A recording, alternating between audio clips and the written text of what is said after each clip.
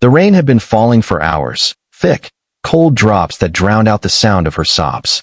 Mariah sat on the cracked front steps of the small house she could barely afford, clutching her little girl's hand as thunder rumbled like an unanswered prayer. "Mama, did God forget us?" the child asked, her voice trembling with both cold and innocence. Mariah's lips quivered, but she couldn't speak. She had prayed for a miracle for months: food, warmth, hope, but heaven had been silent. She looked up into the storm, her tears mixing with the rain. And just across the street, under the flicker of a broken streetlight, a man watched quietly. A single father named Daniel, whose own soul carried its share of storms. That night, two broken hearts stood beneath the same sky, unaware that one silent act of kindness would soon rewrite both their stories. Mariah used to be a woman of faith, the kind who sang hymns while cooking and whispered prayers over her daughter's dreams. But faith fades quietly when life keeps taking more than it gives. Her husband had walked out 2 years ago, chasing illusions of freedom, while leaving behind unpaid bills and promises that never fed a child. Now every day was survival, counting coins, rationing milk, patching shoes with tape. She worked double shifts at a diner that reeked of fried oil, smiling through exhaustion because her little girl, Aisha, needed her to believe that things would get better. But tonight, as the rain leaked through the roof and her electricity flickered its final breath, something inside her broke. The prayers that once brought comfort now tasted bitter. She whispered into the silence, "Lord, are you still there?" Her voice cracked under the weight of it. Across the street, Daniel was closing his window when he heard the faint echo of her words carried through the storm. He recognized that tone, not just sadness, but surrender. It was the same sound he had made the night his wife passed away 3 winters ago. Daniel was a single dad raising his son, Malik, trying to be both father and mother while battling the quiet loneliness that came when laughter disappeared from the house. He worked construction during the day and delivered groceries at night, doing everything he could to keep Malik in school and away from the streets that had swallowed too many boys. That night, as Malik slept, Daniel sat by the window, watching the woman across the street sit under the rain with her child.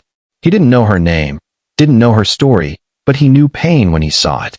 And something inside him, something small, quiet, but powerful, refused to look away.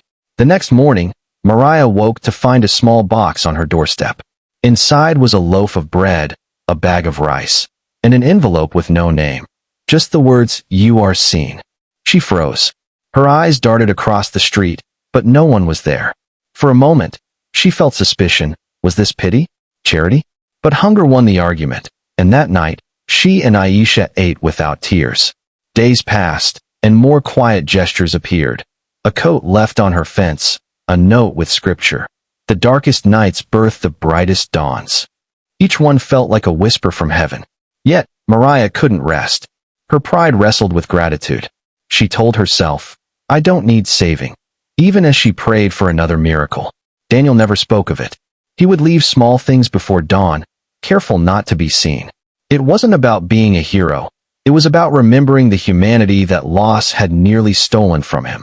Every act of kindness reminded him of the woman he once loved, a woman who used to say, "If you can't fix the world, heal one soul."